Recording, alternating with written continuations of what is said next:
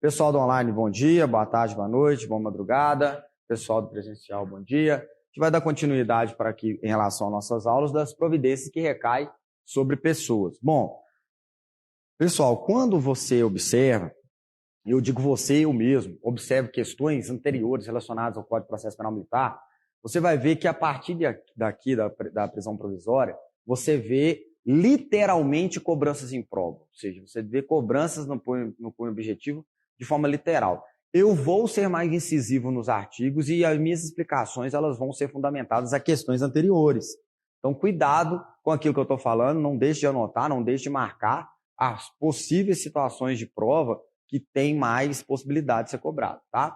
Então, vamos lá.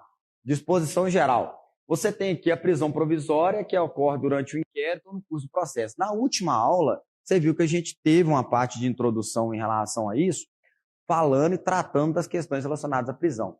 Quando trata-se de prisão provisória, eu estou falando de forma genérica, eu estou falando de forma coletiva, de todas as possibilidades de prisão que ali, porventura, surgem no cunho do processo ou do inquérito. Então, eu estou tratando de prisões que não têm condão de vínculo com condenação.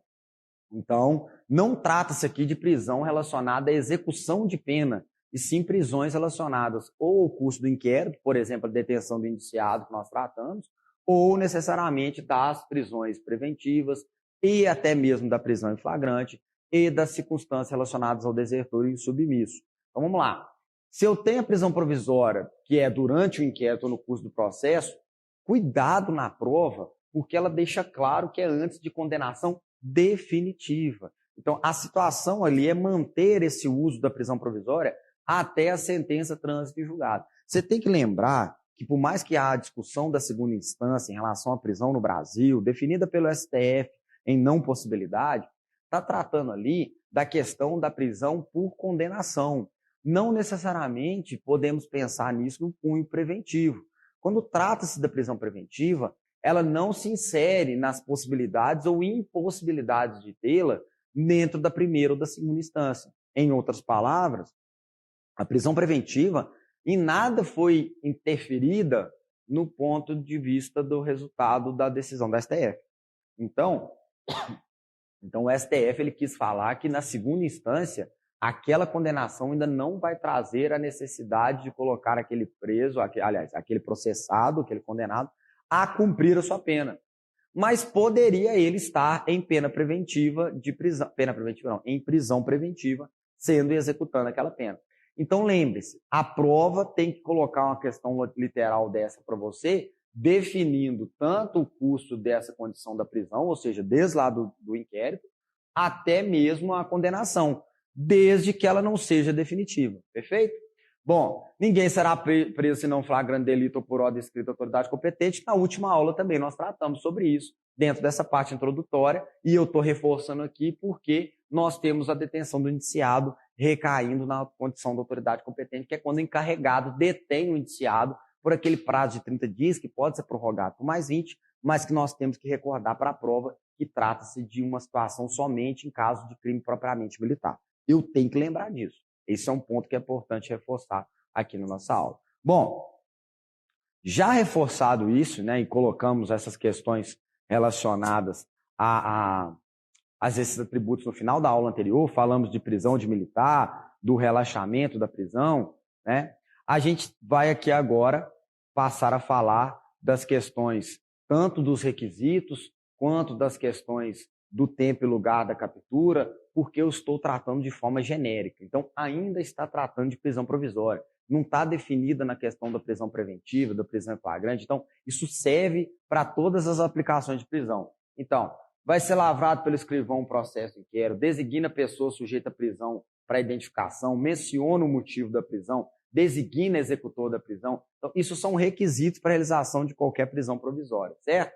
E aí você tem a condição de expedir um mandado. A dúvida que tem, quando surge isso, inclusive em relação à prova, é se essa expedição do mandado ela requer uma análise por parte do detenção do indiciado, do juiz. Então, eu quero lembrar de você uma questão de prova que já teve. Olha só. No caso da detenção do indiciado, vamos recordar que ele é realizado pelo encarregado do inquérito, que vai, através da autoridade judiciária, realizar um despacho de ofício, um despacho de mandado, para poder fornecer aquele detido. Olha aqui, ó, a comprovação formal que eu estou te detendo é esse papel aqui. Não tem nada de passagem de juiz ou assinatura de juiz nesse termo. A questão é que o juiz vai ser comunicado que houve essa detenção. Então, o juiz vai analisar só a admissibilidade disso.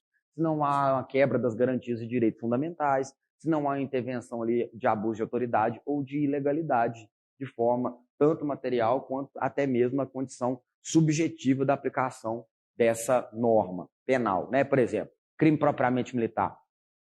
O juiz pode assimilar uma questão de não estar relacionada a um crime propriamente militar e ali relaxar essa prisão dentro da comunicação. Perfeito? Bom, você tem aqui as questões do desdobramento do mandado, que pode trazer, então, a necessidade desse mandado estar desdobrado para que seja executado em outras jurisdições. Por que eu lembrei de você disso na aula anterior? Falei com você, olha, hoje é sistema, aonde eu tiver eu vou baixar esse mandado e vou exercê-lo. Por quê? Porque nós temos que lembrar da questão da prisão, tanto na questão obrigatória quanto na questão facultativa. Então, quando nós tratamos dessa circunstância, nós colocamos que você vai ter, dentro da condição de realização da prisão, o lado onde qualquer um pode e o lado que os militares deverão prender. Então, nesse aspecto, qualquer outro de outro estado poderia exercer essa circunstância da prisão. Eu até citei um exemplo da situação de um curso de soldado, onde ele estava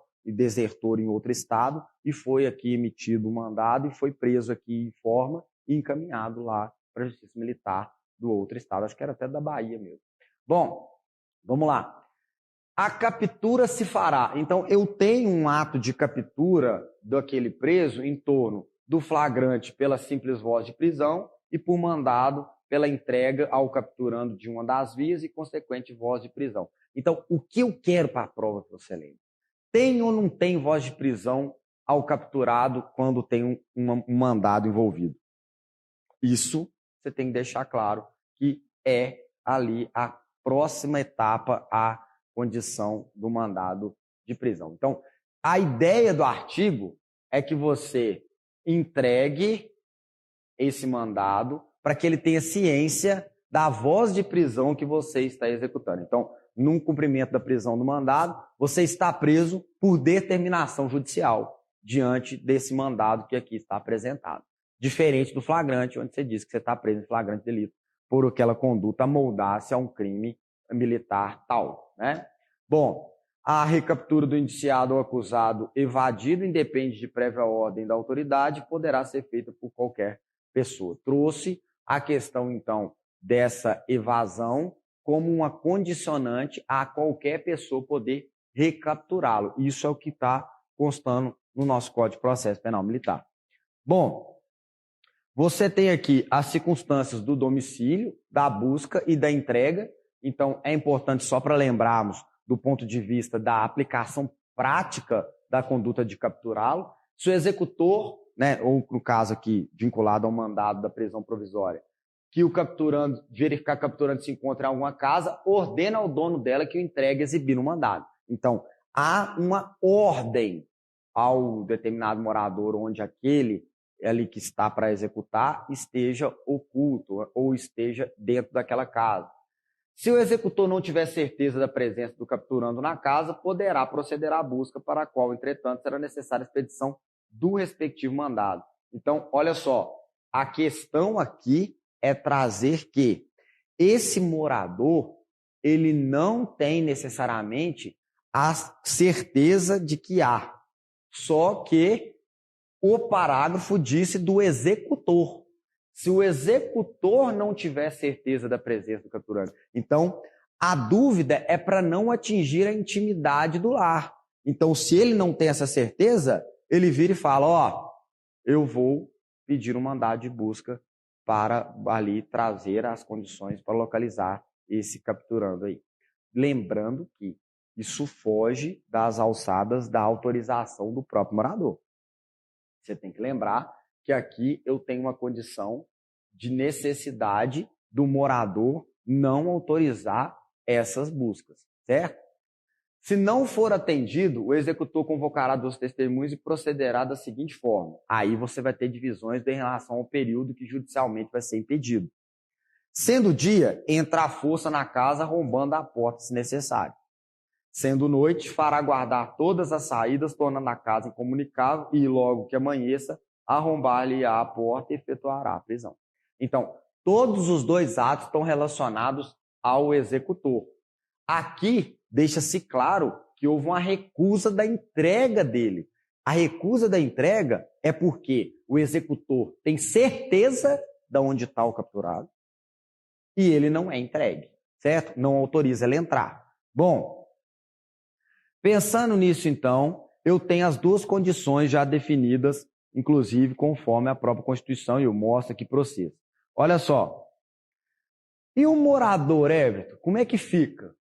O morador que se recusar a entrega do capturando será levado à presença da autoridade para que contra ele se proceda como direito se sua ação configurar infração penal. Quais crimes que nós poderíamos ter? Favorecimento a convocado, favorecimento a desertor, favorecimento pessoal, favorecimento real. É algo que demonstra que esse morador está favorecendo uma circunstância relacionada àquele que é para ser capturado. Perfeito? As previsões acima referentes à recusa e entregar o capturado também são aplicáveis ao flagrante delito da mesma forma. Então, eu gosto de lembrar disso para a prova. Lembre-se que os artigos estão relacionados à prisão provisória, que está abrangendo ali as questões relacionadas ao flagrante. Então, nós não podemos esquecer que no flagrante eu tenho que tomar essas mesmas providências, uma vez que não está se tratando aqui necessariamente da conduta do indivíduo que praticou o flagrante, e sim do morador que tem a sua proteção do domicílio. Então, qual que é muita dúvida que está em prova? É assim, como assim o cara tem flagrante e ele está ali na casa e o morador não deixa entrar e eu tenho que cercar a casa até de dia? Tem. Você tem que buscar a questão relacionada ao mandado? Tem. Porque uma coisa não tem nada a ver com a outra. Uma coisa é o morador te impedir de entrar na casa dele, a outra coisa é capturar esse indivíduo do flagrante, certo? Lembrando que essas condições elas se inserem muito no flagrante quando estão relacionadas ao logo após e o logo depois, ou também considerados o flagrante impróprio e o presumido. Esses flagrantes é que trazem a necessidade, então, de intervir junto ao morador de forma que, se ele recusar, você guarde a casa.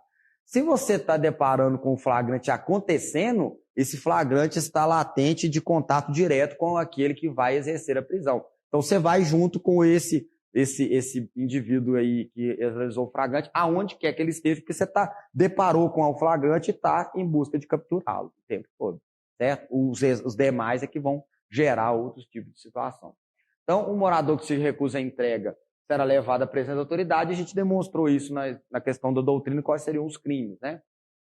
No caso de prisão em flagrante que se deve efetuar no interior da casa, observe-se o disposto no artigo anterior no que for aplicável. Então, no interior da casa eu estou tratando do próprio flagrante que está acontecendo naquela casa, não há que se falar, é só entrar e prender.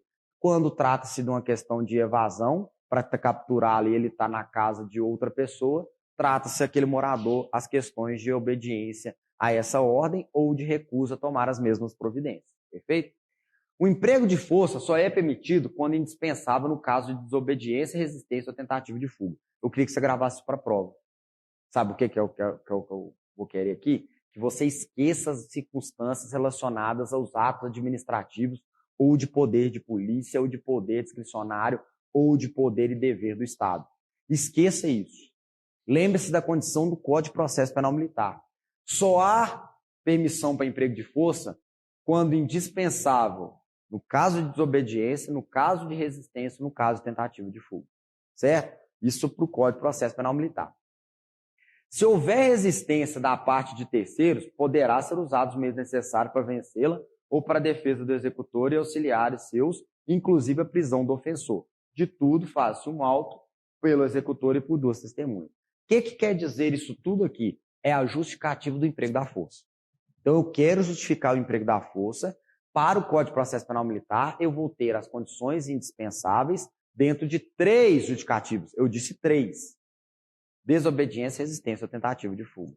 Então, no ato de desobediência, o qual ele vai ter que exercer a força, porque ele não está ali cumprindo as ordens que foram determinadas, ao mesmo tempo da resistência, o qual ele resiste de forma ativa, ou necessariamente não ele exerce uma força direta, ele exerce uma força contrária, eu puxo ele aqui para cá, ele vai e recusa e retoma a outra força contrária, ou fugir mesmo, a partir do momento que depara-se ali com a prática do flagrante, e ele vai e foge. Dentro das condições ali, essa força vai ser usada proporcionalmente, de forma razoável, para que impeça ele de fugir. Não necessariamente intervenha em situações de injusta agressão, e sim tentar evitar essa fuga. Perfeito?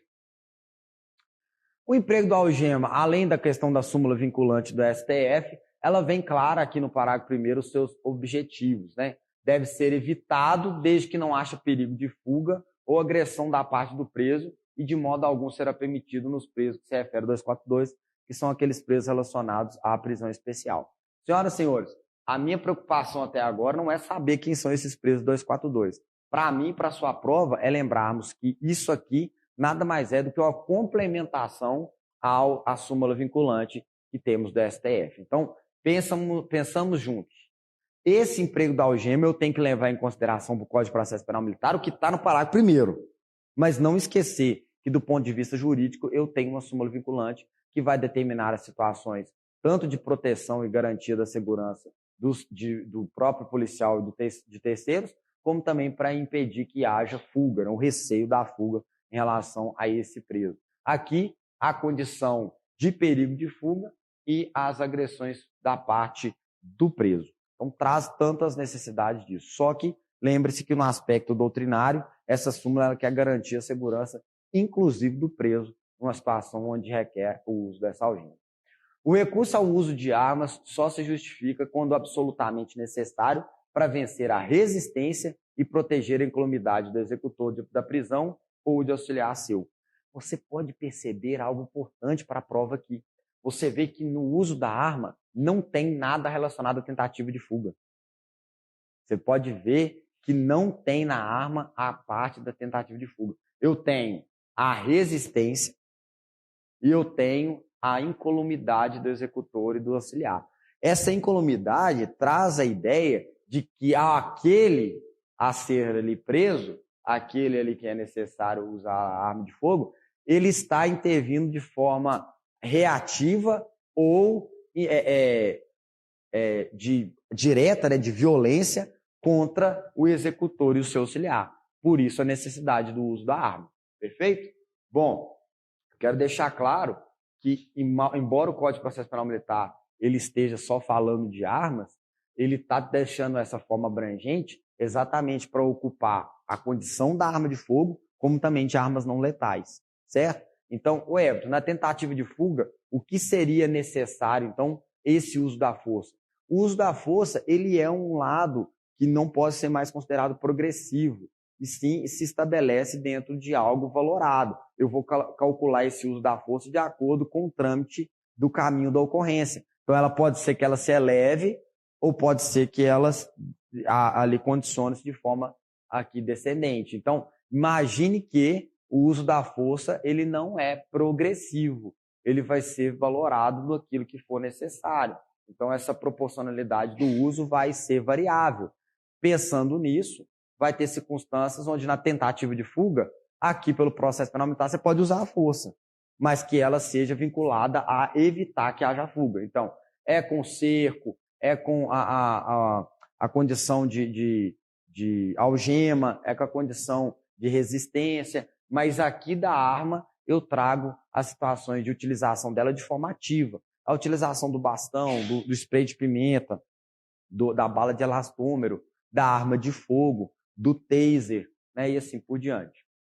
Se o indiciado ou acusado, sendo perseguido, passar a território de outra jurisdição, nós temos aquela condição aplicável que já falamos do passar a jurisdição para a busca das providências relacionadas tanto para o inquérito, quanto para o processo, quanto para a prisão. Então, nesse caso aqui, ele vai poder fazer isso, desde que ele avise as autoridades daquela jurisdição que ele está realizando esse tipo de conduta. Perfeito?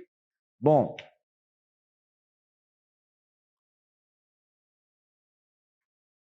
que saiu.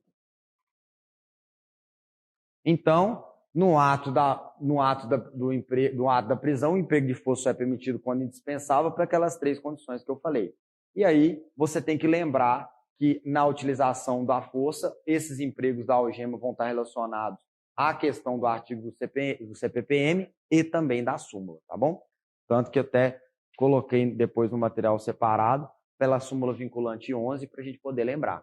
Então, aqui na explicação eu coloco, mas para deixar claro que ela não está inserida de forma completa no Código de Processo Penal Militar, certo? Então, você tem essa definição aqui, mas você lembra que a súmula vai trazer outras circunstâncias. Por exemplo, a questão da excepcionalidade por escrito e sob as responsabilidades disciplinar aqui, aliás, disciplinar, civil e penal. Então, a súmula 11 vinculante, ela traz circunstâncias mais abrangentes, de até qual é a forma que vai justificar esse uso da algema. Usou a algema, justificar de forma escrita sobre essa questão. Aí você tem as questões da utilização da precatória para a captura de alguém. Então, é importante para a prova pensarmos que há a possibilidade do uso da precatória para a captura de alguém, lembrando que vai verificar a autenticidade do documento, vai trazer aqui a condição de expedir o mandado e vai cumprir essa ordem para remeter essa precatória e providências em relação ao juiz deprecante. É para dizer assim, ó, ô juiz, você aí da vara tal que pediu, no nosso caso, da auditoria tal que pediu, cumpriu-se o mandado mediante o pedido de precatório. Pode acontecer isso de que forma? Quando sabe, quando tem lugar certo relacionado a esse preso. E aí ele está em outra jurisdição. Eu remeto essa precatória, expede-se o mandado, cumpra-se o mandado, retorna a precatória com esse cumprimento do mandado realizado. Perfeito?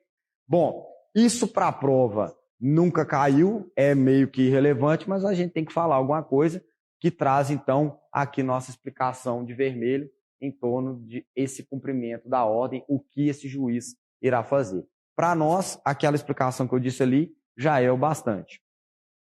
Bom, vamos lá.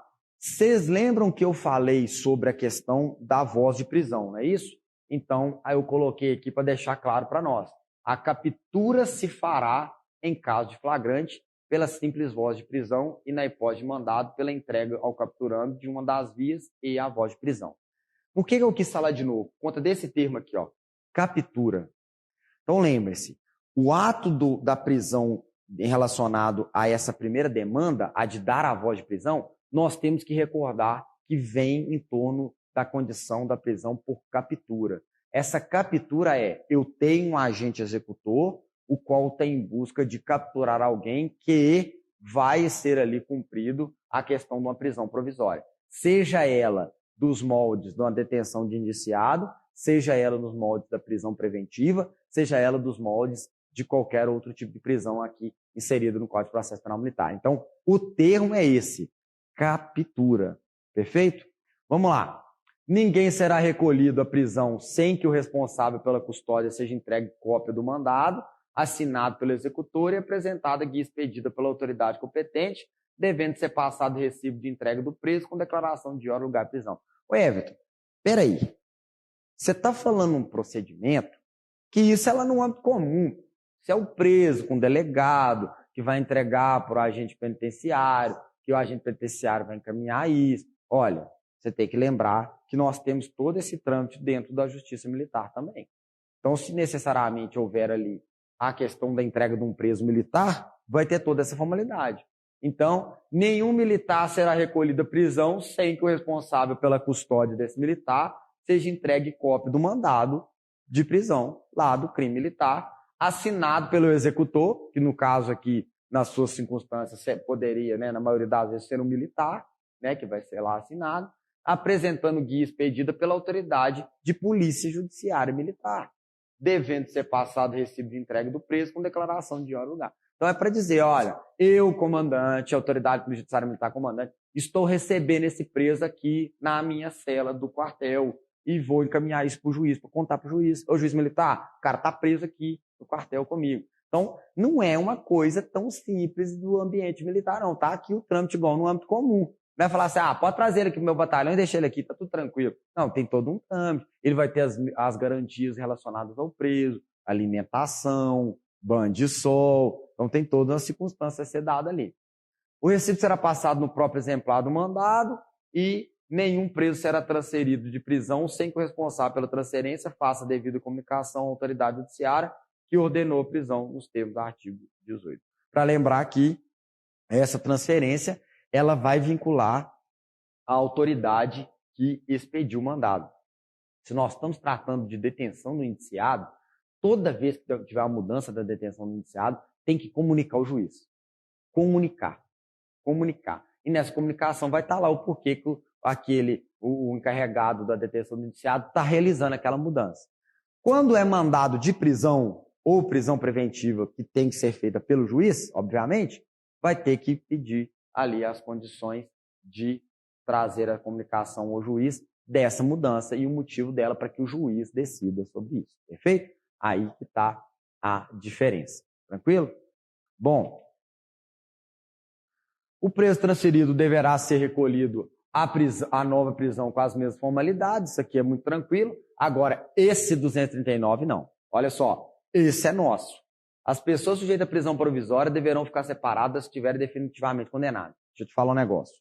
Não confunda com a parte do penal militar relacionada às conversões de prisão de detenção e reclusão para prisão simples.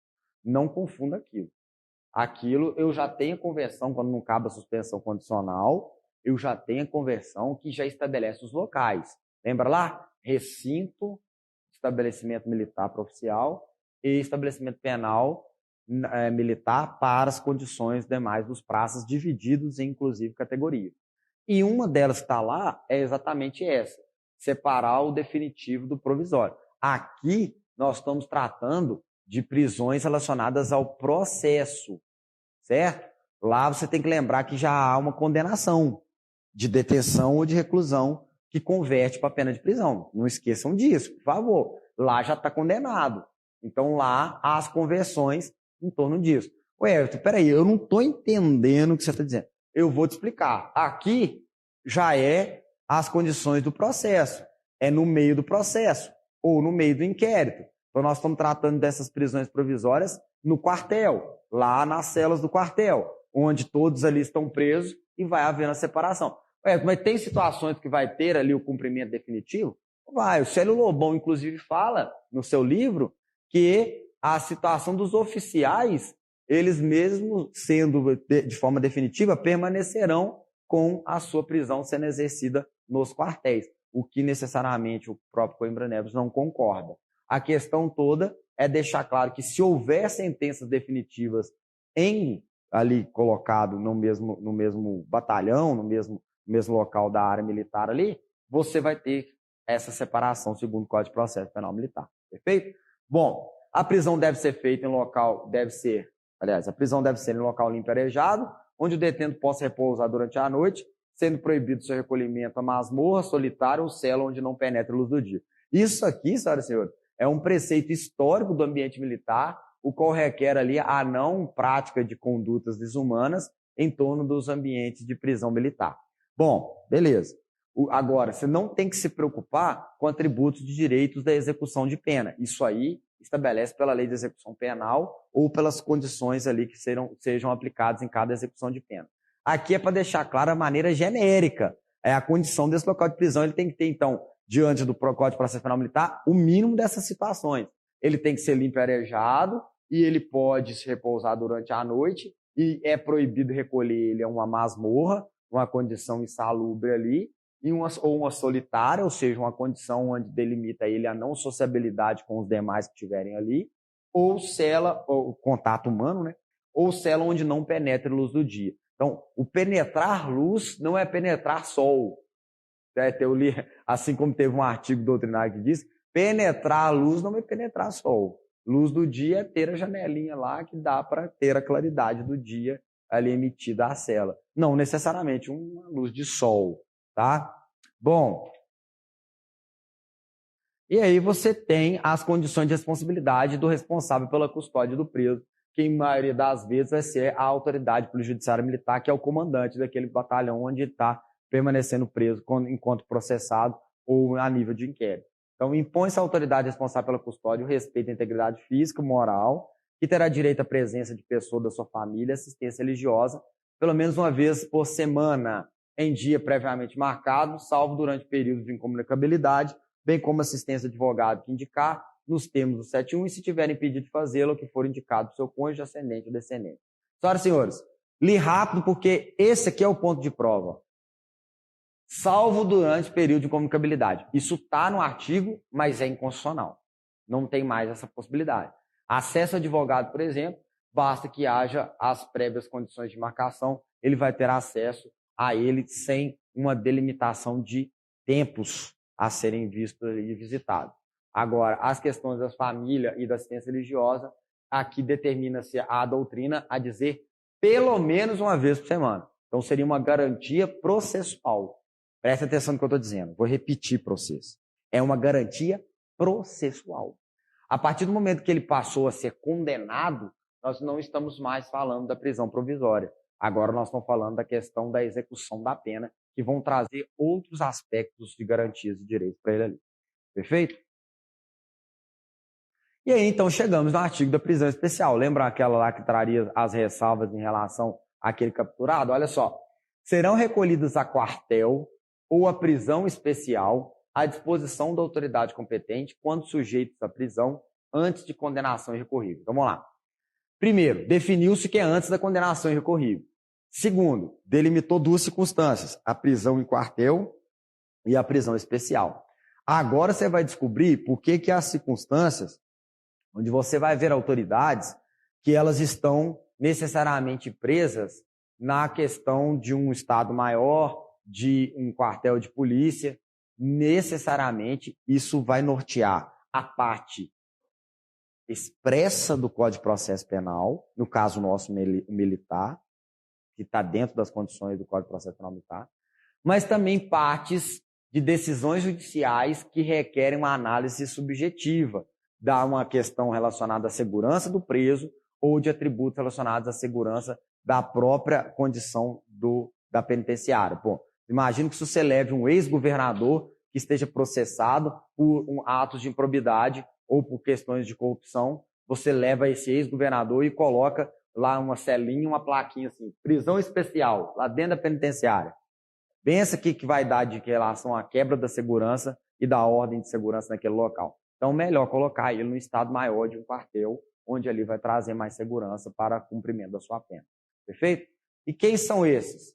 Os ministros de Estado, e aqui abrangia-se as condições até dos ministros das Forças Armadas, lembrando que isso aqui não é passível de prova, a não ser o que está literal. Então, governadores ou interventores de Estado, que interventores nem têm as condições, só quando há intervenção federal, né? Prefeito do Distrito Federal, seus respectivos secretários e chefes de polícia, os membros do Congresso, lembrando que essa condição aqui relacionada a essas autoridades estão vinculadas ao cargo, tá ok? Vinculadas ao cargo. Os membros do Congresso Nacional, dos Conselhos da União da Assembleia Legislativa dos Estados, os cidadãos inscritos no livro de mérito de ordens militares ou civis, os magistrados. Senhoras e senhores, há sim juízes que estão condenados de forma de cumprir a sua pena em quartéis aqui mesmo da PM de Minas. Há juízes presos aqui. Só que ou ele não está ainda na condenação irrecorrível, ou ele, diante da sentença irrecorrível, foi por bem dentro das questões de salubridade, de periculosidade, constatado as questões relacionadas à segurança e definido na sentença que ele cumprisse a pena em quartel. Perfeito? Penas altas, 10, 15 anos no quartel. Bom, os oficiais das Forças Armadas, das polícias, do Corpo de Bombeiros Militares, inclusive da Reserva Remunerada ou não, os informados. Agora você descobriu por que o Célio Lobão fala que os oficiais da polícia poderão manter-se presos, inclusive depois da sentença irrecorrível. Ô Everton, deixa eu ver se eu entendi. O praça não traria a condição dessa prisão no quartel? Só, senhores, não tem nada a ver isso. A questão é, caso não possua, traria a possibilidade desse praça não ter direito à prisão especial e não ter direito à prisão ao quartel. Certo? Porque aqui na legislação deixa-se claro quais têm essa prerrogativa. Os que não têm, vão analisar essa questão de mérito para poder manter esse preso, perfeito? Os oficiais da Marinha, os diplomados por faculdade e instituição superior, imagine isso hoje, né? Formados em curso superior. Os ministros do tribunal, seria bem mais, né? Os ministros do Tribunal de Contas e os ministros de confissão religiosa. Então, atribui-se ali várias circunstâncias dentro da condição considerada prisão especial e prisão de quartéis, mas eu gostaria de retornar no enunciado. Recolhidos a quartel ou a prisão especial. Então, as situações que podem ser definidas não necessariamente pelo Código de Processo Penal Militar em um quartel, perfeito? E sim somente uma prisão especial. A prisão de praxe graduada atenderá aos respectivos graus de hierarquia, aí a circunstância até mesmo de local que poderão cumprir, ou se há espaço, ou se há condições ali a ser cumpridas, e analisa isso dentro da hierarquia. Se vai caber todo mundo, se só vai conseguir alguns no quartel, outros para prisão especial, e assim por diante. Bom, se eu tratei só de prisões provisórias, eu tratei de forma genérica. Então, aquilo ali vai servir para todas as prisões no âmbito do processo e do inquérito. Agora nós vamos tratar de uma, e nossa aula vai ser dividida assim. Eu vou tratar das questões literais do flagrante, e aí, na nossa próxima aula, eu só vou reformular para vocês, reforçar para vocês, ratificar para vocês circunstâncias de questões de prova em relação a esse flagrante.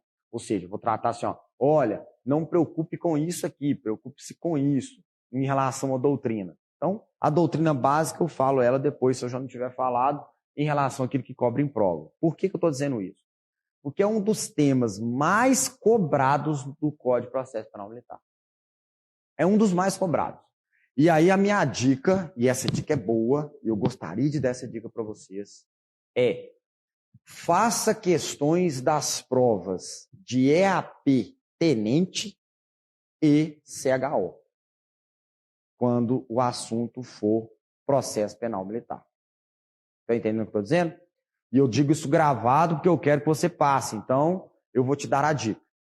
Aqueles que fazem as questões para as provas do CRS, eles têm um foco jurídico, um direcionamento do que mais importa para eles. É feito por pessoas, não um sistema de inteligência artificial. O que pode se alterar são as alternativas ou a forma de inserção da questão. Ao invés de assinar a correta, um VOF. Ao invés de assinar um VOF, uma correta. Ou uma falsa. Então, só isso que vai mudar. Os temas, eles estão muito amoldados nas mesmas circunstâncias. Então, vamos lá. Faça questões do EAP e do CHO, porque todos os editais, EAP tenente, tá? Todos os editais que fomentam esse concurso interno nosso, né? Eles têm o tema da prisão em flagrante a partir do 243. Então, a oportunidade de ter assuntos relacionados à prova aqui é bastante voltada para ser propícia, né, a cair. Vamos lá. Qualquer pessoa poderá e os militares deverão prender quem for insubmisso ou desertor, ou seja, encontrado em flagrante. Então, eu tenho flagrante aqui facultativo, qualquer pessoa pode, e tem obrigatório que os militares deverão. Certo? A circunstância para a prova não precisa ser mais que isso. Trazer as condições do que é facultativo e do que é obrigatório. Só que não esqueça que, diferente do âmbito comum, eu tenho a condição obrigatória em 2 crimes que necessitem de lapso temporal. Tanto a questão do insubmisso, que é quando ele não ingressa no momento oportuno nas forças, e do desertor, quando ele passa-se o lapso temporal do período de graça e consuma-se a sua prática de deserção. Perfeito? Vamos lá. Considere-se em flagrante delito aquele que... Então, eu quero... Presta atenção, que você viu que até agora eu falei, não coloquei nada de vermelhinho, porque o que mais se vê e cobrar em prova é o literal primeiro. Vamos lá. O que a legislação processual penal militar inseriu são os mesmos do processo penal comum. 4 modalidades flagrantes. Onde eu tenho no A e no B o flagrante próprio, no C o flagrante impróprio, o D o flagrante presumido. Por que eu estou dizendo isso? Por que eu faço essa separação doutrinária mais básica? Porque na condição da prova, ela costuma perguntar quais são os flagrantes inseridos e coloca 3 corretos e 1 errado. Entenderam o macete? A linha A até a linha D, que é a prova, não é? E ele pega uma linha e modifica ela. Então, o que seria passível de modificar? O que seria passível de modificar seria a condição do flagrante próprio em torno do gerúndio que temos no primeiro, quanto à condição tornada após o flagrante ter sido cometido. Então, aqui na linha A, eu deparo com esse flagrante sendo realizado. Eu estou ali com a viatura, eu chego, o indivíduo está apontando a arma para a vítima e falando com ela para entregar o celular. Ele está... eu poderia considerar esse flagrante, então, no meio dos atos de execução? Sim. Esse flagrante está em gerúndio. O ato de execução está acontecendo. É o assalto a banco sendo realizado. É o assalto ao veículo acontecendo. É o roubo a transeunte acontecendo. E você depara com aquele fato acontecendo. Quando você trata da linha B, por mais que ainda há o flagrante, a flagrância, o fogo ainda ali ser visto, você tem o término dos atos de execução. Então, olha só, acaba de cometê-lo. Ele já está com o produto do roubo e as condições que você depara pressupõe? Não. Presume? Não. Determinam que acabou de cometer. Então, essa determinação, ela é latente, ela é concreta, mas ela não é visível. Você não viu acontecer. Olha a pergunta que se faz. Você viu roubando? Vi. Opa, então é aqui. Você viu roubando? Não, mas ele está com o produto aqui agora, que a vítima está aqui do lado e foi aqui nesse local que ele fez. Acabou de cometer. Certo? Eu brinco que o homicídio é o melhor a fazer. Porque o homicídio, você chega, a pessoa ainda está atirando. Acaba, está ali, está cometendo o crime. Então, imagine que o tanto de homicídio é mais fácil. Eu chego, a pessoa está atirando, ou seja, está realizando os atos de execução, ela quer atirar mais, está atirando, está cometendo o crime. Eu chego, está fumaça no revólver, está sangrando a pessoa no chão, e o autor está olhando para a pessoa com a mão já assim, parada, com a arma em mão sem utilização. Acabou de cometer. Certo? Todo o enlace ali acontecendo. Quando você vem para o impróprio, você vê que há a condição do perseguido. Então, o perseguido logo após aqui, senhoras e senhores, primeiro, não vem com esse lero-lero de logo após ou logo depois. Sabe qual é a maior preocupação do logo após ou logo depois na prova? É você trocar um com o outro. É só isso. Se tem um trem que você tem que preocupar com a prova você lê lá assim, é perseguido logo depois. É encontrado logo após. Porque para a doutrina tem diferença. E para a condição da legislação também tem. Por isso que um chama logo depois, outro chama logo após. Tranquilo? Essa é a maior das preocupações. Agora eu vou te explicar o que é um pouquinho não preocupante, mas tem que saber da doutrina. O perseguido logo após, esse logo após é que traz a condição determinada da perseguição. Então, logo após o fato delituoso, tem situação que faça acreditar quem é o autor e por isso é ele que está perseguido. Então, peraí, a perseguição é determinada? Eu sei quem é? Sabe. Nome? Não, sabe quem é. Então, quem é assim, ó? É o sujeito da casa que mora ali, que está com blusa verde, bermuda jeans e chinelo de dedo. Opa, peraí. Eu vou persegui-lo. Everton, esse perseguir não tem que ter contato visual, não. Não tem que ter contato visual. Perfeito? Não tem que ter contato visual. Então, a questão aqui é saber quem é. É aqui a cara da padaria. Opa, eu sei quem é, vou perseguir. Vou atrás dele. Mesmo que essa perseguição, senhoras e senhores, ela gere uma questão de vários locais a serem vistos, mas eu tenho um autor determinado. Não é esse cara aqui. Mas ele está com a bermuda, está com a camisa, mas não é ele. Não é o cara que matou. Ele não trabalha naquela padaria, ele não é o cara que eu identifiquei, não é a pessoa ali considerada o autor. No D, diz, é encontrado logo depois.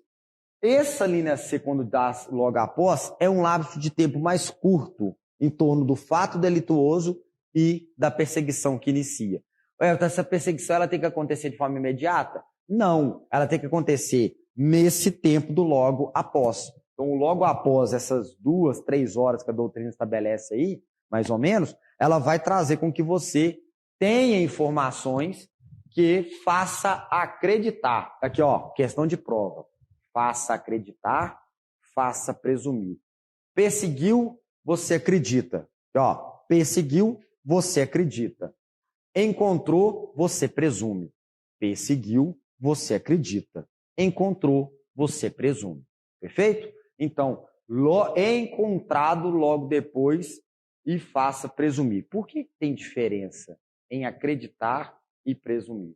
Acreditar, eu estou acreditando que ele é o autor e esse acreditar me traz a possibilidade de persegui-lo.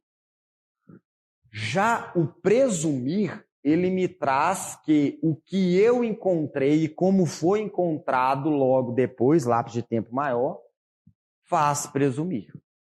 Então vamos lá. Presta atenção. Na condição do flagrante, no perseguido logo após, eu tenho um direcionamento à busca do autor. Estou direcionado. No encontrado, esse encontro é ocasional. Aqui, eu estou sabendo que o crime aconteceu, mas estou no patrulhamento. Estou sabendo. Estamos em rastreamento, a propósito de achar algo que fomente a prática do crime, que trouxe a prática do crime. Opa! Encontramos aqui um indivíduo que está com a arma de fogo com 2 munições deflagradas e que está com a roupa com sangue e tem uma foto da vítima dentro do carro. Pô, espera aí. Já dá para você presumir. Então, isso é um flagrante. Então, você vai tomar as providências do flagrante. Ah, Everton, por isso que é tão difícil o policial militar tomar providências quando trata-se do flagrante. E aqui, né? Impróprio e o presumido. Exatamente. Muitas vezes o presumir do policial está vindo de informações de terceiros. Que esse terceiro pode ser até desafeto do possível autor ali inverídico, né? Então, senhoras e senhores, pressupõe que nesses 2 há o policial que analisar caso concreto. Por quê? Violação de domicílio, por exemplo. Entrar em um domicílio dentro de um flagrante, nas nossas próprias aulas dentro do ambiente interno da polícia, nós orientamos que o próprio é aquele que mais traz as garantias para que essa entrada no domicílio não seja correspondida a uma inviolabilidade. Os demais vão necessitar de uma análise de acreditar, subjetiva, ou presumir, também subjetiva. Que quanto mais circunstâncias demonstrem esse acreditar melhor para o flagrante impróprio, e quanto mais objetos, instrumentos que demonstram aonde foi encontrado que fez parte do crime, presume. Certo? Entendido isso? Então tá bom. Olha só. Você então viu o que é o flagrante obrigatório, né? E o que seria o flagrante facultativo. As explicações aqui são apenas um pouco mais abrangentes do que eu disse. A questão do poder-dever quando obrigatório e a faculdade e não o poder-dever quando trata-se das condições do facultativo. Se pensarmos na circunstância das excludentes que faz alguém cercear a liberdade de outra pessoa mediante a prisão, você poderia pensar que o flagrante obrigatório feito pelas imposições legais é um estrito cumprimento de um dever legal, uma excludente, enquanto no facultativo seria um exercício regular de um direito que também é uma excludente. Perfeito? Bom, você vê que dentro das condições da Lei 12.850, você tem uma modalidade de prisão em flagrante chamada de flagrante postergado. O que você vai explicar aí, Sérgio? Gente, o meu objetivo aqui não é falar que isso vai cair na prova, não. Meu objetivo é que se isso cair na prova, não seja necessariamente possibilidade sua de errar.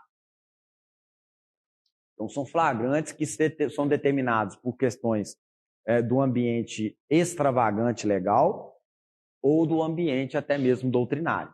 Então, o postergado, ou também chamado de ação controlada, traz que é o ato de retardar uma intervenção policial ou administrativa relativa à ação praticada por organização criminosa ou dela vinculada, desde que mantida sob observação e acompanhamento, para que a medida legal se concretize no momento mais eficaz a formação de prova, obtenção de informações. Então, flagrante postergado não é abdicar do flagrante, e sim determinar que na prática da organização criminosa ou há mais crimes a serem ali debatidos ou necessariamente definidos, ou há crimes permanentes ali sendo realizados, que requerem um pouco mais de análise da parte da investigação ou até mesmo de condutas que aproximem mais uma quantidade de prova. Quando eu digo quantidade, não quer dizer unidade, mas quantidade em aspectos mais materiais, né? Mais documentos, mais provas, mais alguma condição relacionada a isso. E aí nós vamos entrar no seguinte seara. Isso está inserido em algum flagrante, Ego? Não, não está inserido em nenhum dos 4 flagrantes. O flagrante já é uma das demonstrações daquelas 4 alíneas. O problema nosso é que isso aqui poderia cair na prova te perguntando se isso é um flagrante definido no Código de Processo Penal Militar. Vamos para as perguntas, então? Uma coisa é flagrante legal. Outro é o que é literal. Então, esse flagrante, ele não é literal. Ele é legal. Perfeito? Então, um postergado pode acontecer? Pode. Senhoras e senhores, ele acontece a esmo? Não. Ele tem que acontecer dentro das circunstâncias da Lei 12.850. Então, por exemplo, eu falo muito isso. O policial militar, por exemplo, não pode fazer às vezes de fazer um flagrante postergado. Tá ali um tráfico. Quer saber? Eu não vou prender, não. Vou prender mês que vem que vai ter mais droga. Peraí, de onde você tirou isso? De onde você deduziu isso? Quem presume que vai ter mais droga? Não tem, ali vende droga direto. Eu vejo direto droga sendo vendida. Ué, peraí, como é que é? Você vê? E você não toma providência? Pouquinho, é besteira mesmo. Para a prova e para a vida policial, lembre-se, você não tem essa condição legal a ser feita, perfeito? A não ser que esteja amparado pela lei. Tranquilo? Aí quem que faz muito isso? Polícia Federal, que tem a sua parte investigativa, né? Os próprios órgãos que trazem a questão da fiscalização da lei, por exemplo, nós temos o GAECO, que faz muito isso. Passou o caminhão com 1 tonelada. Opa, mas tem interceptação telefônica que vai passar 2 caminhões. E é com droga mais cara ainda. Opa, vamos esperar, monitora o caminhão que passou, seguro aí para aparecer os outros 2, vão fechar tudo. Certo? Entenderam isso? Entendeu? Bom, o flagrante forjado, ali, não sei se no primeiro slide eu coloquei só um tipo de flagrante. Coloquei. O flagrante forjado, ele constitui-se na criação de uma versão fantasiosa pela autoridade de polícia, judiciária militar, que arquiteta e inventa a ocorrência de um crime, imputando uma pessoa e atuando em seguida com a efetivação da prisão. Então, trata-se de um flagrante artificial, pode estar composto por terceiros, levando à atipicidade da conduta que jamais pensou em agir assim. Então, senhoras e senhores, forjar o flagrante é criá-lo para poder tomar a prisão. Então, o indivíduo não está flagrado, não está cometendo crime, não acabou de cometer, não foi encontrado com o instrumento, não foi ali perseguido, só que você gera a conduta material que vai proporcionar ele flagrante. Por isso que em crimes onde eu tenho resultado naturalístico, é melhor e mais fácil, do qual eu determino isso de forma concreta. Então eu coloco uma arma de fogo raspada dentro do carro dele, eu coloco drogas na mochila dele, eu estou forjando, eu estou fantasiando a questão, arquitetando, inventando a ocorrência de um crime. Entenderam isso? Perfeito? Por isso que quando se atrela determinadas demandas que vinculam outras práticas de crime, há necessidade de materializar essas práticas. Então, se você depara com um indivíduo que está traficando droga e ele te oferece uma vantagem indevida, o importante é que você materialize essa vantagem. Porque por mais que já seja crime, como que você vai comprovar? Então, a única forma de comprovar o oferecimento da vantagem, por exemplo, para dar a ele a corrupção ativa e não a corrupção passiva em você, é fomentando a entrega material do crime. A alegação essa que determinado advogado, certa vez, numa audição aqui minha como testemunha da prisão de um autor, questionou o seguinte, falou, senhor tenente, isso é flagrante forjado, porque o meu cliente não tinha o produto que ele te ofereceu. Olha, se o promotor e o excelente juiz permitir, eu posso falar o motivo. O juiz, pois não, pode falar. Eu virei e disse, o crime já estava consumado. O oferecimento e a demonstração que possuía o que eles tinham me oferecido já tinha sido dito pelo seu cliente. O que faltava para nós é materializar esse oferecimento, uma vez que ele poderia alegar que não houve essa demanda. E aí é nesse momento que o promotor falou, olha, eu quero que insere isso aí, e o juiz perguntou ao advogado, o advogado não tem mais perguntas. Por quê? Porque deixe-se claro para nós militares que temos que saber a diferença de um flagrante forjado, de uma materialização em relação a isso. Aí o outro advogado disse assim, olha, mas foi então um flagrante preparado, provocado, certo? Foi um flagrante provocado. Vamos ver? Quando o autor da prisão em flagrante, embora sem coagir fisicamente o agente, adota postura de sorte a condicioná-la à prática do delito. Então, o autor do fato age com suas próprias energias e o fato efetivamente ocorre. Mas a sua vontade foi viciada por uma armadilha em que a autoridade cevou o ambiente, criando a oportunidade para a prática do delito. Em função de consubstanciar a conduta, torna a ação criminosa um crime impossível. O flagrante preparado é a atuação da autoridade de forma decisiva na vontade do autor. Crime impossível é mais do que isso, é preciso que essa atuação torne, inclusive, ineficácia e improbidade. Então vamos lá. Não confunda o esperado com o preparado. Por quê? Porque o preparado, a autoridade age na vontade do agente. O esperado, ele atua pela sua livre vontade. Vamos lá? Falei demais aqui, né? Vou te explicar na prática. Imagine que agora, na questão do tráfico de drogas, você só acompanha os acontecimentos. Deixe o autor livre para tomar suas iniciativas. Em determinado momento, você intervém nessa iniciativa dele para realizar a prisão no momento oportuno. Isso esperado, legitimamente legal. Quando você trata do preparado, você percebe que você teve uma conduta que fez com que o autor surgisse com o flagrante diante da sua conduta. Então você se camufla como usuário de droga, chega para um traficante que não está com a droga naquele momento, naquele local, na circunstância de flagrante, lá, e fala assim, e aí, irmão, qual é? Vai rolar nada hoje não? Tá rolando? Ah, eu acho que deve rolar mais tarde. Não, só desembola aí para mim. Arruma aí, só um fininho. Pô, pelo menos um pino aí, cadê? Vamos lá, é a hora do raio e tal. E aí, o traficante que não estava em flagrante vai lá e busca aquilo que você fomentou. Esse é o preparado. Perfeito?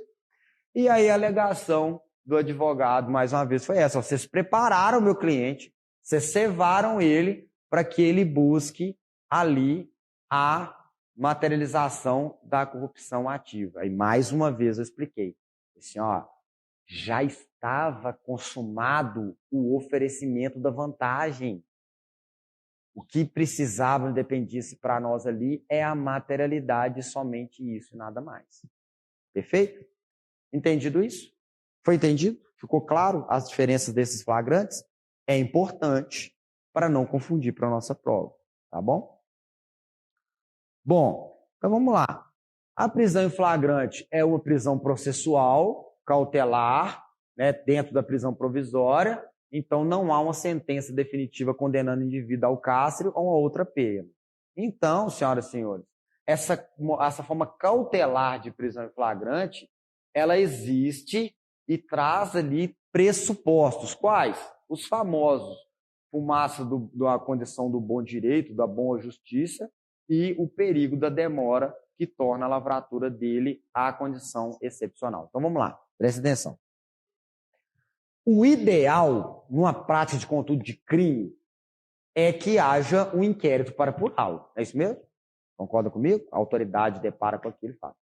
Só que diante dos pressupostos, dentro de atingir ali a boa justiça e alcançar o não perigo de uma demora intervir diretamente na circunstância do Estado ou da própria sociedade, no caso do penal militar, da hierarquia e disciplina, em realizar de imediato esses procedimentos, para que determinadas circunstâncias possam promover a manutenção dessa prisão, que foi feita em flagrante. Ô Everton, então, ninguém fica preso em flagrante mais do que o tempo da duração do flagrante. Exatamente. Ninguém fica. Porque uma vez que permaneça ou deva permanecer em flagrante, irá converter essa prisão em preventiva. Pelo menos. Pode ser temporária? Pode, no âmbito comum. Entenderam isso? Então, pensem comigo. Essa medida excepcional, ela é exigida, então, para que haja materialidade nas aplicações do flagrante, dentro do auto de prisão em flagrante. Perfeito? Bom, a flagrância, eu tenho ela considerada condição própria, não é isso mesmo? Já trazida para vocês, dentro daquilo que tem o momento que está cometendo aqui, e a flagrância imprópria, dentro das condições que acabou de cometer. Já foi explicado isso aqui também. Você tem a espécie da flagrância presumida, que traz aqui as condições do surpreender logo depois do meio da perseguição, e você tem aqui as questões do flagrante, que traz a circunstância imprópria. Então, você tem os 4 aqui explicados. Eu só queria dizer uma ideia do Célio Lobão aqui, ó. As expressões acaba de cometê-lo, logo após, logo depois, indicam um breve lapso de tempo, aliado a outras circunstâncias de tempo e local, conduz à certeza do flagrante. Lembra que eu brinquei com vocês aqui? Daquela questão dos termos? Logo após, acreditar. Logo depois, presumir. É por isso. Porque se mudar ela para a prova, tem diferença em relação a um flagrante ou outro. Perfeito? E nas infrações permanentes, Everton, como é que acontece? Bom, a infração permanente vai ali sendo protelatório toda a conduta da flagrância. Essa flagrância, ela vai trazer ali as condições relacionadas a um ato de execução que já se realizou e consuma-se durante todo o ato da conduta do indivíduo. Então, vamos lá. É o próprio, igual alguns termos do tráfico de droga, né? Nem todos, né? Tem tráfico de droga que não tem essa condição de permanência, por exemplo, a venda não vai ter, mas o guardar em depósito, por exemplo, ele está lá. A droga está guardada, está lá dentro da casa, ela é permanentemente vinculada-se a um flagrante. Né? O sequestro, enquanto a pessoa está sequestrada, está lá encarcerada, você tem a conduta do flagrante sendo ali perpetuado durante todo aquele tempo, do qual, nas infrações, então, aqui citadas, vai ser o agente flagrante delito enquanto não cessar a permanência. Perfeito? Vamos lá. Agora, para fechar a nossa aula que vai ficar na questão do flagrante, eu vou falar agora da parte toda procedimental. E aí, para a prova, eu quero ser aqui, ó, na letra seca da lei. Ô Everton, mas a apostila tem várias explicações doutrinárias, pontos importantes. O que eu quero que você faça com a apostila? junte essas ideias básicas que está lá, muito bem elaboradas, descritas pelo seu Major Rogério, com o que está literal. Nós vemos que na apostila muita coisa não está literalmente descrita de acordo com o código. Então eu tenho que te preparar para a prova extremamente literal, como é o CRS, e para uma possível aberturazinha doutrinária que tiver pela apostila. Vamos lá. Apresentado o preso ao comandante, ou ao oficial de dia, de serviço de quarto, ou autoridade correspondente, ou até mesmo a autoridade judiciária militar, será por qualquer deles ouvido. Então vem cá, para aqui na vírgula. Tem a apresentação do preso em flagrante. Alguém deu voz de prisão em flagrante em crime militar. Alguém conduziu esse preso em flagrante. Para quem? Para a presença do comandante, que é a autoridade judiciária militar, para o oficial de dia, um exemplo, por exemplo, da academia, que representa o comandante, para o oficial de serviço, que é aquele que coordena o turno de policiamento, ou a autoridade judiciária, para o próprio juiz militar, dependendo da circunstância. Imagine, por exemplo, falso testemunho. Tem o crime flagrante na hora que determina o falso. Pode apresentar para o juiz no momento. Bom, quando determina essa apresentação, inicia-se aqui a lavratura do auto. Apresentou. E aí você vai ter o auto de prisão em flagrante, também chamado de eficiente. É isso mesmo? Lembra das condições de prática do inquérito eficiente? Não tem outra forma de lavratura hoje no Código de Processo Penal Comum e nem no processo penal militar, senão a lavratura de forma eficiente. Bom, vamos lá. Essa forma é a mesma também do inquérito. Então, o inquérito também tem que ser feito assim. Como? Eu tenho que utilizar a ideia da máxima e ampla defesa, que mesmo que não tenha ela nos pontos de vista do próprio flagrante ou do próprio inquérito, corresponde a ouvir o condutor primeiro e liberar. Você ouve? Assina. Vai embora. Ouvir as testemunhas e liberar. Ouvir, então, todos eles para depois ouvir o indiciado e decidir ali as circunstâncias de manutenção desse flagrante a ser comunicado ao juiz para que ele relaxe ou não a prisão, ou necessariamente as condições da não ratificação do flagrante. Então vamos lá, eu quero que você pense junto comigo. Antigamente, você ouvia todo mundo e quando ouvia o condutor, todo mundo assinava. Então, o condutor tinha que ficar lá, horas e horas. Testemunha? Horas e horas. Hoje não, ele é eficiente. Você vai ouvindo cada um vai assinando. Ao final, quando você ouve o indiciado, é ele que vai assinar juntamente com o presidente do APF. Perfeito até aí? Entendido isso? Tranquilo? Então, vamos lá. Pensando nisso, senhoras e senhores, pensando nisso, você vai colocar dentro dessa lavratura a imputação que está sendo feita em relação ao fato, lugar e hora que o fato aconteceu e colocando tudo a todos assinarem cada um dos seus termos. Perfeito? Lembre-se que essa circunstância ela vai demonstrar todos os elementos ali que vão trazer a condição de manter ou não esse indivíduo que foi preso em flagrante ali mantido, né, no caso preso, tá?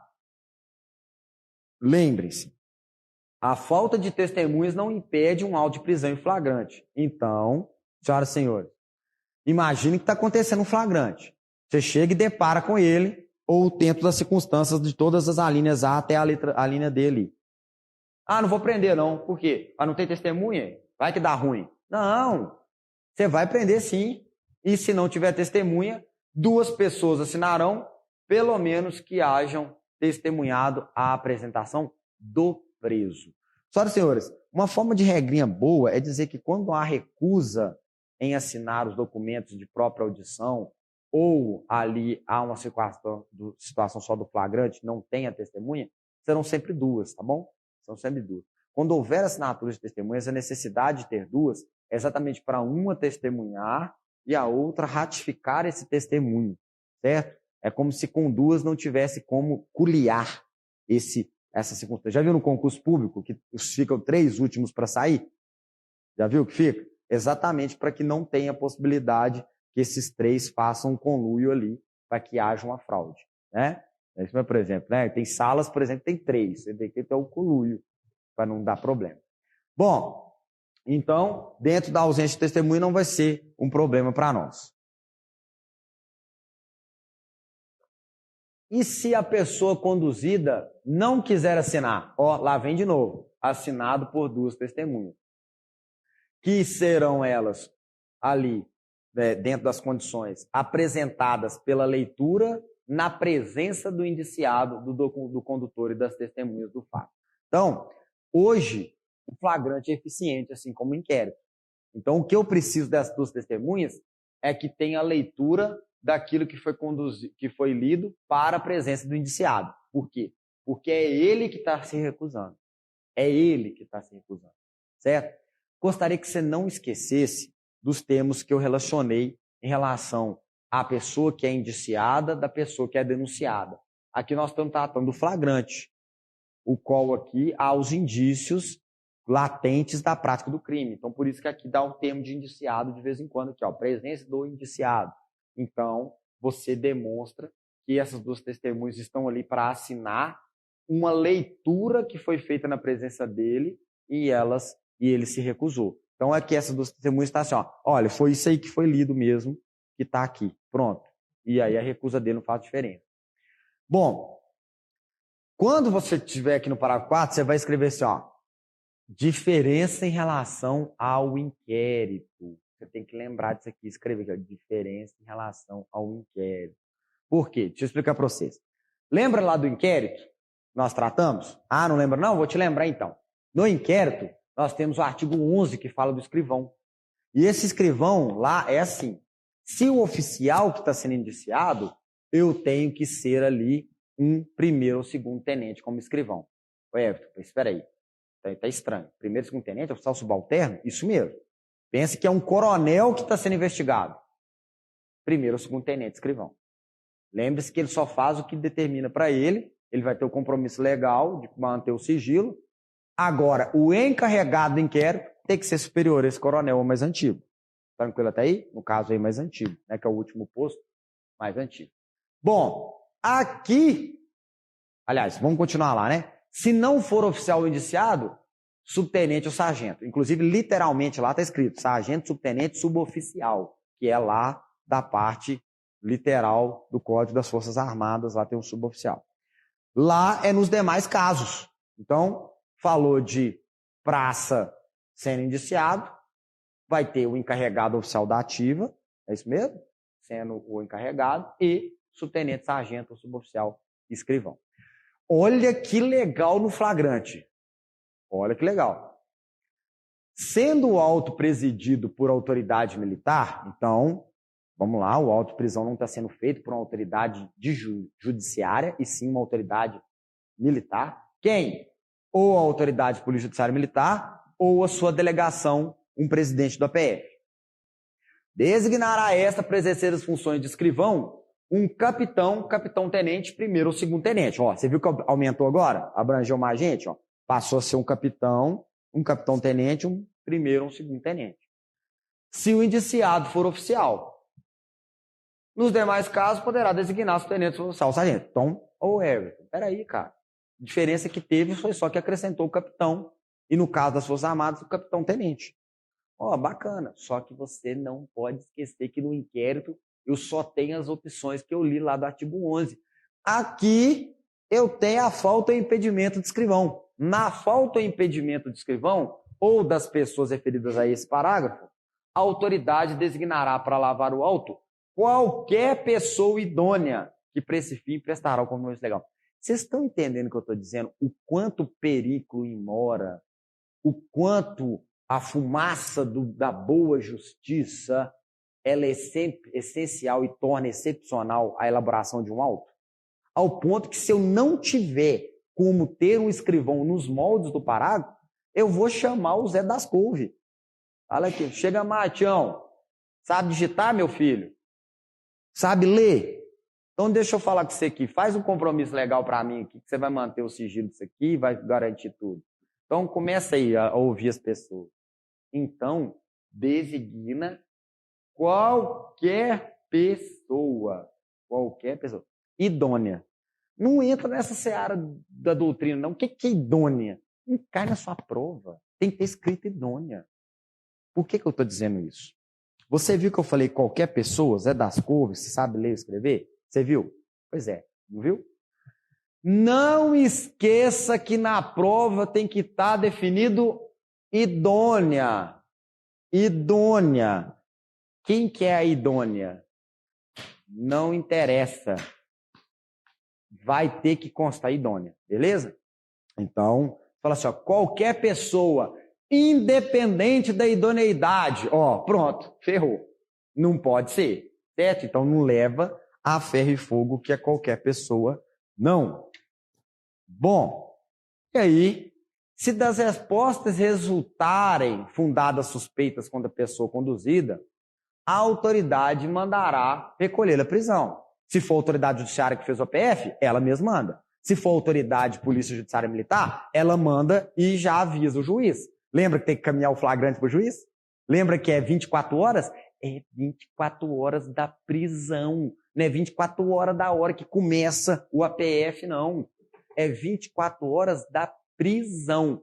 Prendeu lá, começou a APF 4 horas depois, tem só mais 20 horas para terminar e encaminhar para o juiz, para que ele analise as questões de admissibilidade dessa prisão, a manutenção dela em preventiva ou relaxar. Bom,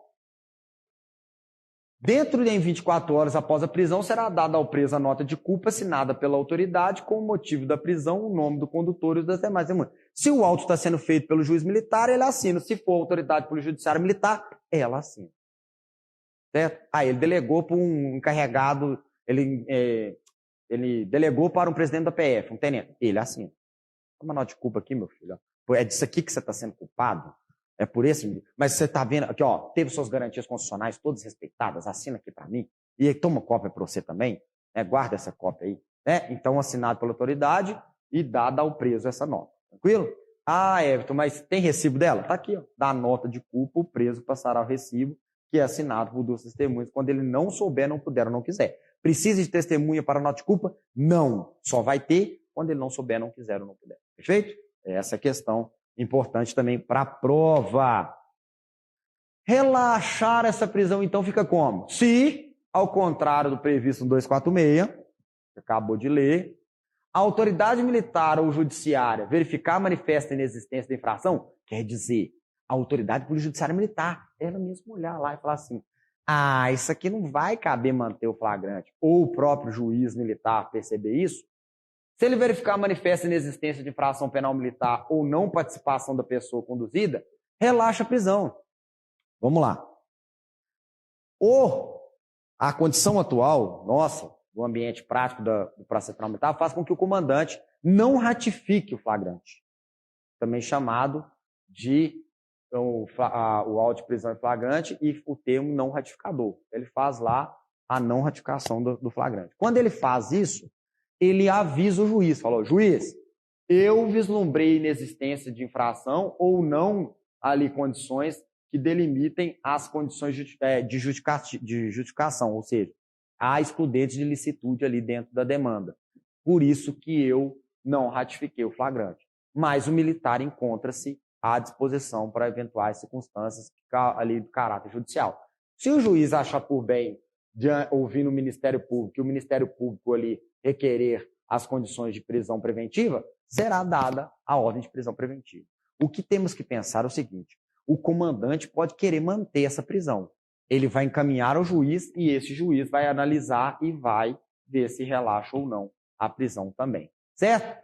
Em qualquer hipótese, presta atenção, em qualquer hipótese nesse APF, no APF, de tudo quanto ocorrer, será lavrado o auto para remessa à autoridade judiciária. Então, 24 horas de tudo que ocorrer, de tudo que acontecer, para mandar para o juiz militar, a fim de que esta confirme ou infirme os atos praticados. Ele vai confirmar tudo, falar para manter preso, vai confirmar tudo, mas vai relaxar a prisão, certo? Quando o fato for praticado em presença da autoridade ou contra ela, no exercício das suas funções, deverá ela própria prender e autuar em flagrante. É o caso, por exemplo, do falso testemunho que eu falei, de crime de desacato e assim por outras situações. Perfeito? Vamos lá.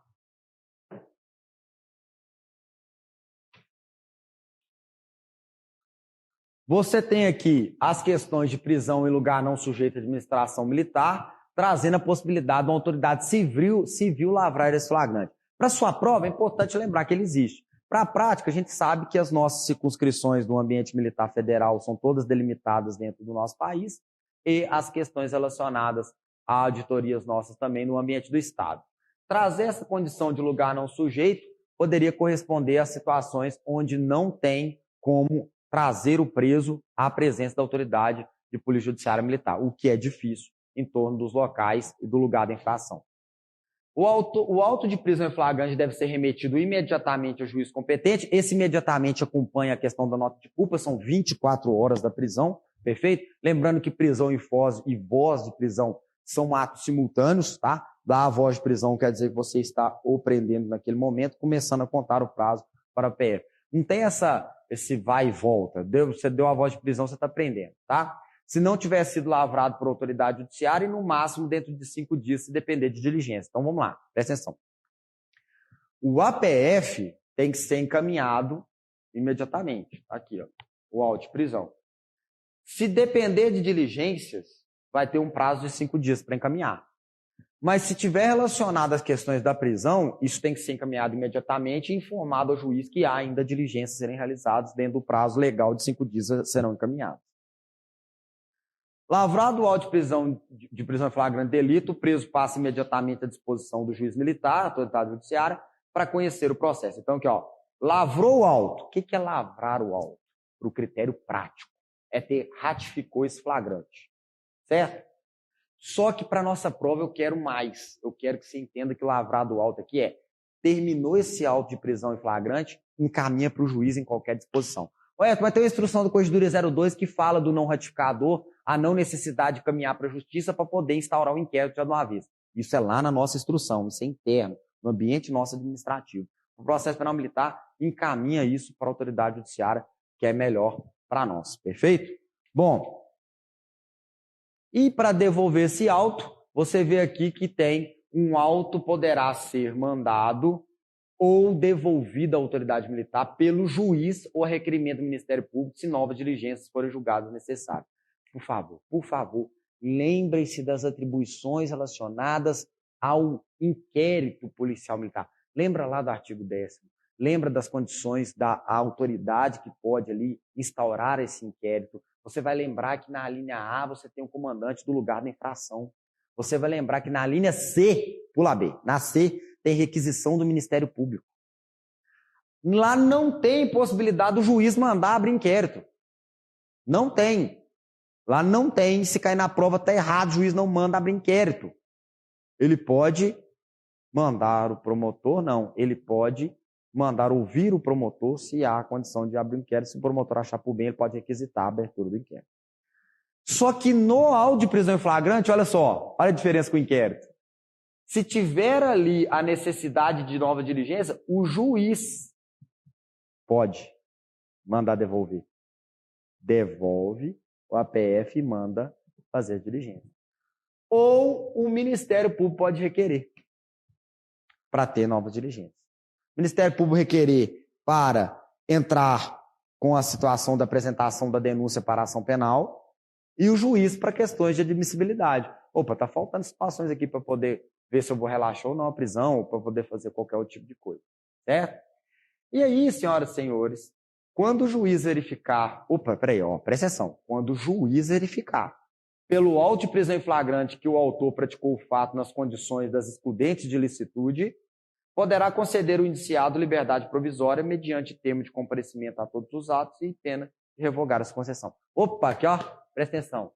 É o juiz.